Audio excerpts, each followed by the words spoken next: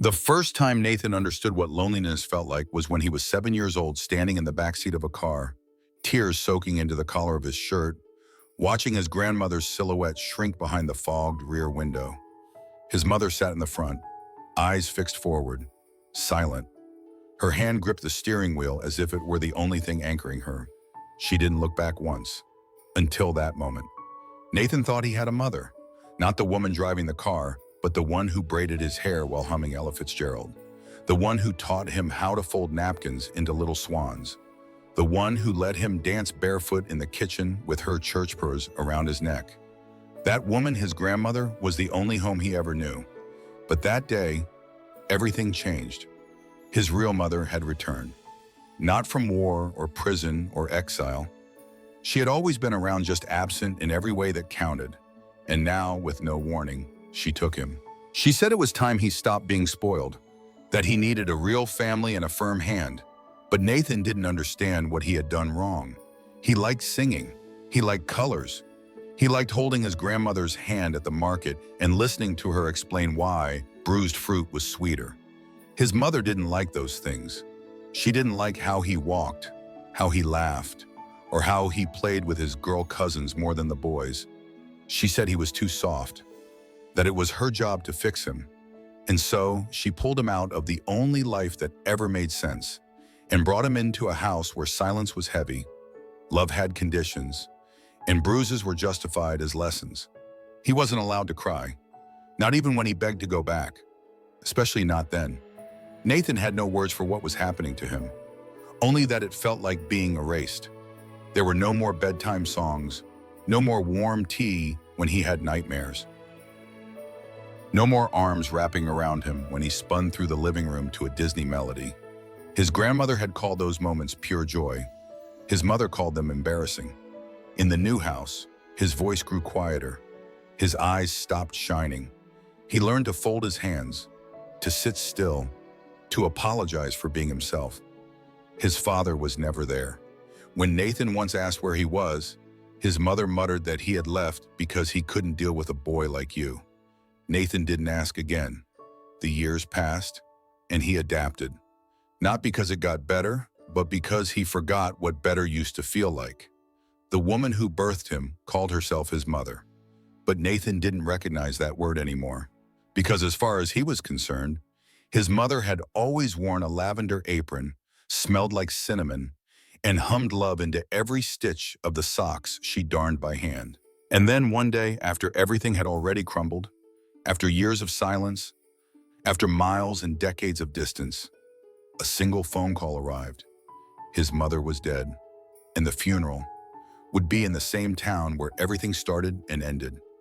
What he didn't know was that someone else would be there too, and that grief would not be the most powerful emotion waiting for him that day. If you've ever lost a home that was a person, not a place, this story might be for you. Subscribe to Heart Stories for more true stories that speak where words often fail. The church smelled of lilies and cold wood, the kind of smell that clings to memory long after the pews have emptied. Nathan hadn't been inside a place like this in years. He didn't come for closure. He came because he needed to see her face one last time to understand if there was any softness left in the woman who once called him her greatest mistake. People stared when he walked in. He knew they would. He wore a simple suit, but the small rainbow pin on his lapel glinted like a warning light. Some looked away. Some leaned in to whisper. But Nathan didn't flinch. He had already buried the shame they tried to plant in him long ago. The casket lay at the front closed. That felt fitting. There were flowers, folded programs with faded photos, and strained condolences. His younger brother stood to the side, arms crossed, avoiding eye contact. They hadn't spoken in years, though not out of hatred, just distance.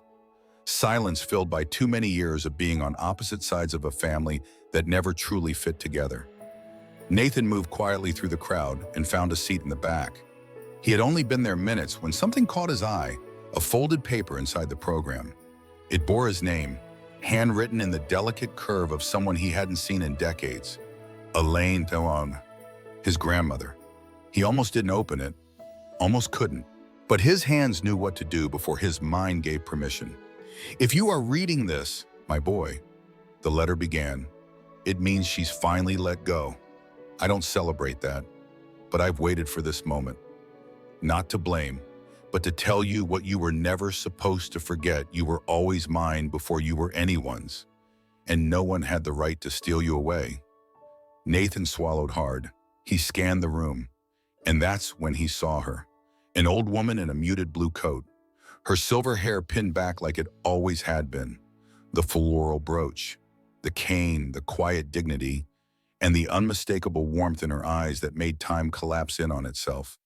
"Elaine," he stood. A lump formed in his throat as he stepped into the aisle. But before he could reach her, someone blocked the way. A woman his aunt sharper now than he remembered. "She doesn't belong here," she hissed, voice low but seething. "She gave up her rights the day she let your mother raise you." Nathan froze.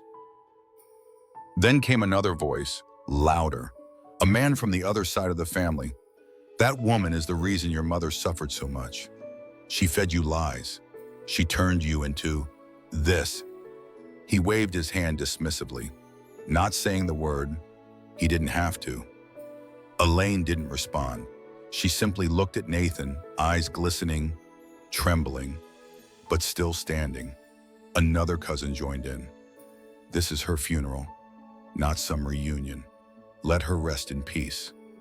Nathan turned to them, his voice low but steady. "You want peace?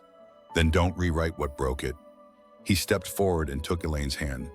"She didn't break this family," he said. "She was the only one who tried to keep it from falling apart." The silence that followed was thick with discomfort. But Nathan no longer feared discomfort. He had lived inside it most of his life. They let her in. Together. They sat in the back row. The program went on without mention of her name. No one offered her a kind glance. But Nathan noticed something else, his brother glancing over. Not with scorn, but with something far more fragile. Recognition.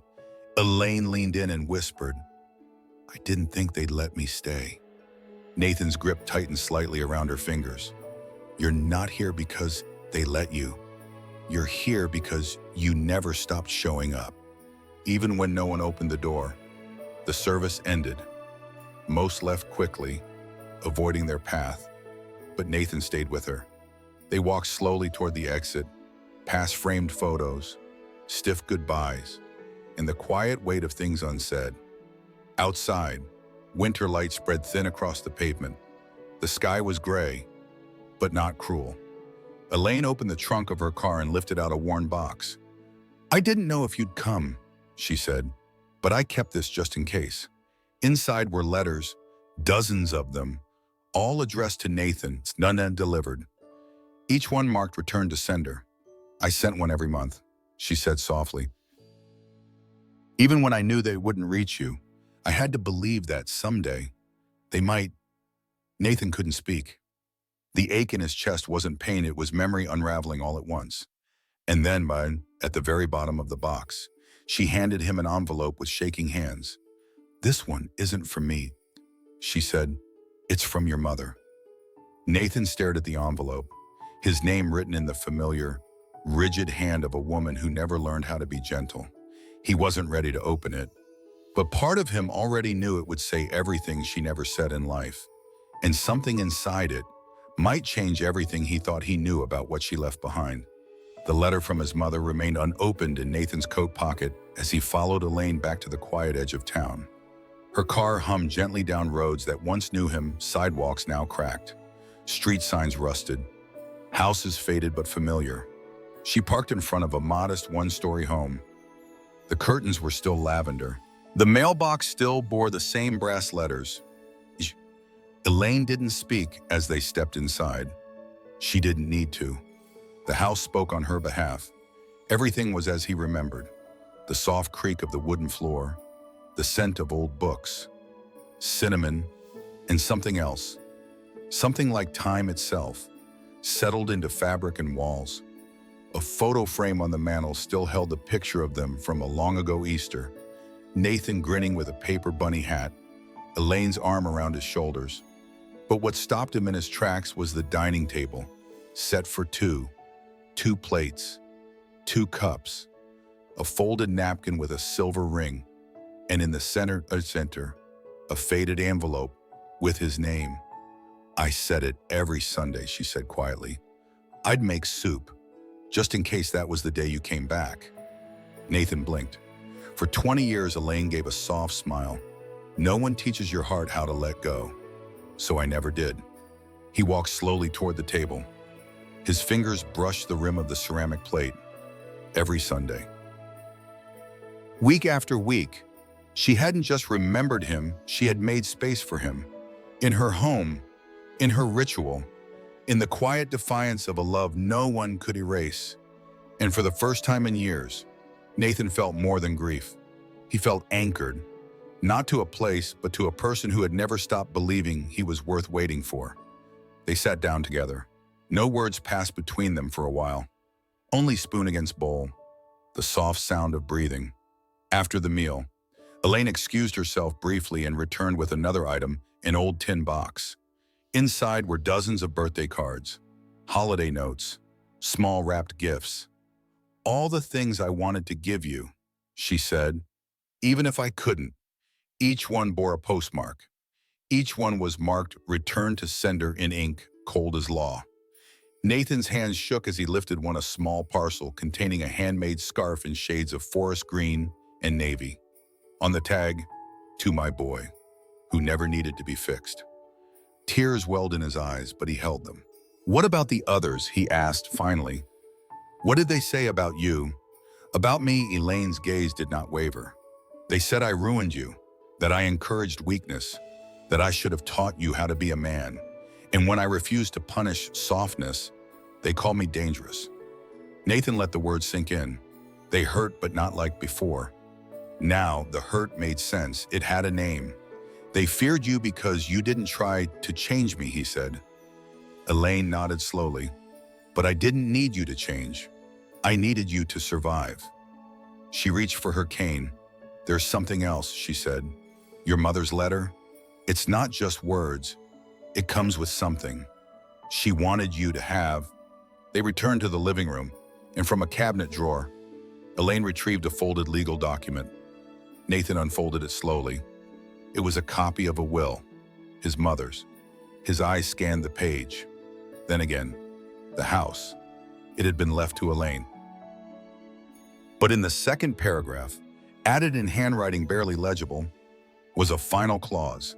Elaine's name had been followed by one more, "to be transferred in full to Nathan Hayes upon my death." He stared at it in disbelief. "She didn't tell anyone?" Elaine said, "Not even your brother, not the rest of the family. She made me promise not to say a word until the funeral was over." Nathan couldn't speak. This house was now his, but not just as inheritance, as an act of quiet acknowledgement, as a way to return what had once been ripped away. He opened the envelope in his coat. The letter inside was short, handwritten, direct, but the words burned into his memory. "I couldn't love you the way you needed. I thought fear would protect you. I didn't know it was killing you. But she did. Your real mother, the one I took you from. Give her back what I stole. And maybe one day, you will find a way to forgive me too." Nathan folded the letter and placed it back inside. His breath came slow, steady. Outside, the sky had turned gold with dusk, the kind of light that made shadows stretch long, but not ominous. He looked around the living room again, and for the first time since he was 7 years old, Nathan felt something settle inside his chest. Not peace, not yet, but the shape of it. And tomorrow, he would begin to decide what to do with it. It didn't take long. News of the will spread faster than condolences.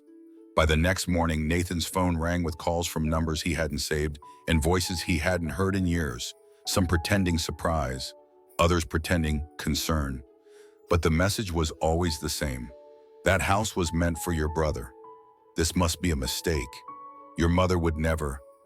But she had, and the truth was signed, notarized, and witnessed. Legally, the house was his. Still, that didn't stop the visits.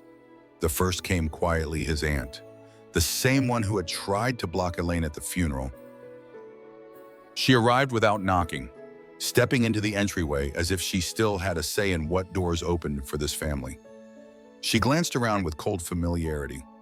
"I suppose you think this makes you right," she said. Nathan didn't respond. "You were gone for decades," she continued. "Your brother stayed. He cared for her. He paid the bills when she fell behind. And you, what did you do? Play dress up in New York and call it healing." The words struck, but not deep. Not anymore. Nathan folded his arms. "She knew who I was, and still gave it back." His aunt scoffed. "No, she gave it to Elaine, because she still believed in that fantasy. You were always her mistake." Nathan didn't argue.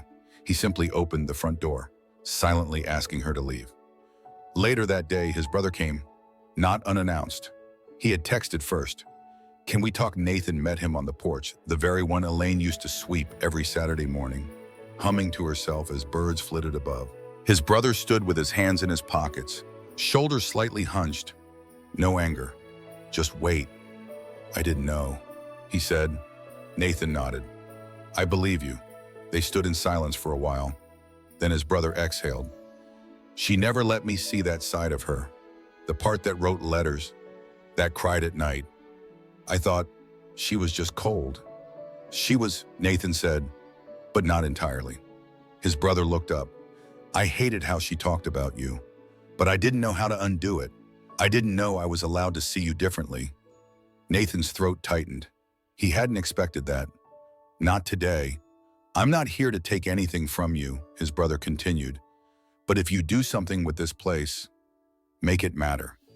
That night, Nathan sat alone at the kitchen table, surrounded by silence and the low hum of a ticking wall clock.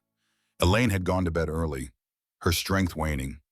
He stared at the deed, at the letter, at the ghost of a mother who had never learned how to mother but had tried, at the very end, to return what she stole. What did it mean to own this place? He didn't want to turn it into a trophy. He didn't want revenge. He wanted meaning. He thought about the table set for two every Sunday, about the scarf she never got to see him wear, about the children like him who'd been told they were too sound, too bright, too much. Then he remembered something Elaine once said, years ago, before everything fell apart. "The world doesn't need to toughen you. It needs to make room for your softness." He walked through each room that night. He touched walls that had once held framed shaming words, now bare. He opened closets that once hid fear. He pulled up carpets stained by years of neglect, and slowly a vision formed. Not a museum to grief, a refuge, a place where no one would ever be told again that they were a mistake, a place where softness could breathe without apology. The next morning, he made calls to architects, to counselors, to organizations that worked with LGBTQ+ youth. He didn't need investors. He had the house and a purpose. He would call it Elaine's porch, not because it was catchy, but because she once said, "So long as I'm breathing, my porch will never turn away someone looking for warmth." Nathan stepped outside into the morning light. Snow still clung to the grass in small patches, but the sky was clear, honest. The house had once been the site of his silence. Now it would echo with healing.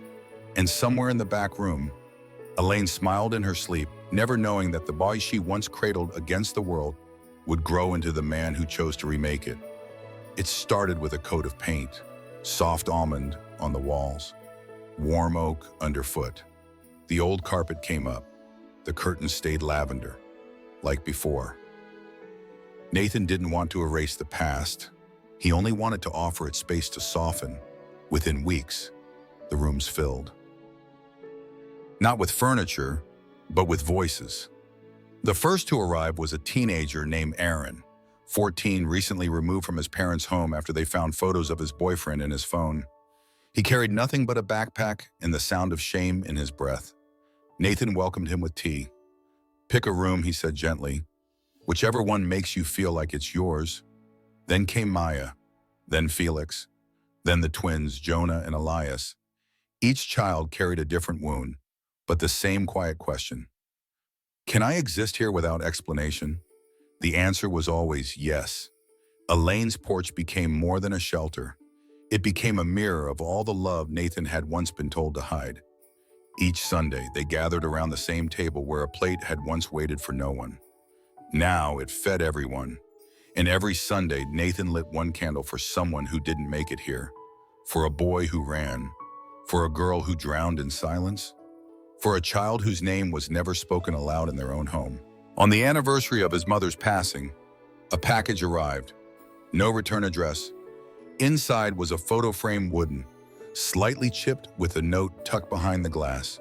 She never said it, but she did miss you, especially when you sang in the garden. Jay. Nathan stared at the handwriting. His brother's. He smiled. The frame held a picture from decades ago, him in a cape made of bed sheets, arms wide, standing on the front steps of this very house. Behind him, Elaine and his mother sat in lawn chairs. Both were laughing. He didn't remember the moment, but now he chose to. Later that week, the porch hosted its first open event. They called it Sunday Stories. A circle, a chair, a voice.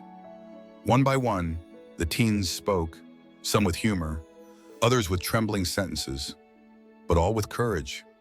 When Aaron stood up, his voice cracked but didn't fall apart.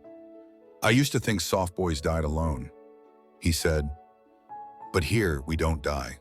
We get louder. And then he turned to Nathan. You're the first man I ever saw cry without apologizing. That made me believe I could grow up. Nathan didn't respond. He just nodded, his throat too tight to speak.